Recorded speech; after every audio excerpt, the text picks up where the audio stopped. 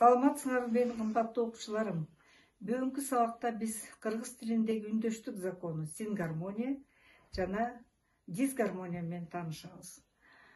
Кыргыз элине келген чет мамлекеттеги туристтер же болбосо манас эпосуна байланышып келген меймандар дайыма кыргыздардын ырдап сүйлөгөндөй сүйлөшөт экен деген уккан жайыбыз бар.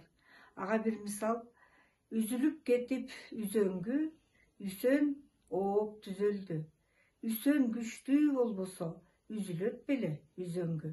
Байкаганыңардай ээрчип үндөштү.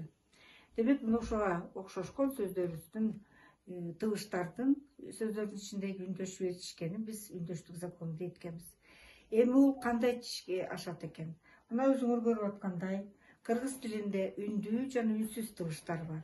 Үндүү тыбыштар жоон жана ичке бөлүп бөлүнөт.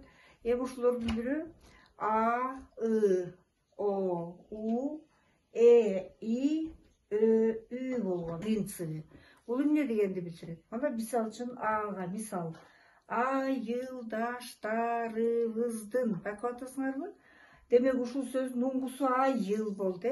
А, И деген тыбыштан турду. Ага уланып аткан мүчө дагы үндөшүп кетет.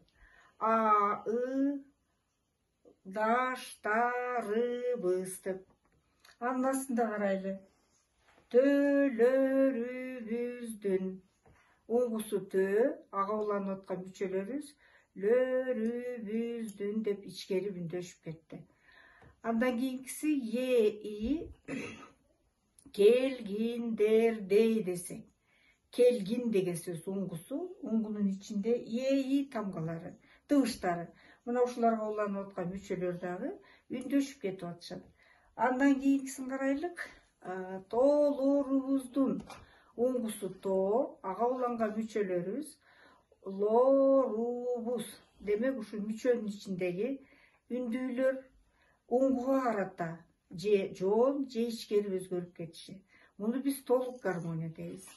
Ал эми кээде чет тилден кирген сөздөр бар. Маданият, мугалим. Демек, мындай сөздөргө мүчө уланганда акыркы үндүүгө жараша үндөшүп кетет. Эми мында карасак, мына маданияттуу десек, А, И кайра У болуп кетти. Демек, сингармония бузулду. Дисгармония. Саламатта калыңыздар.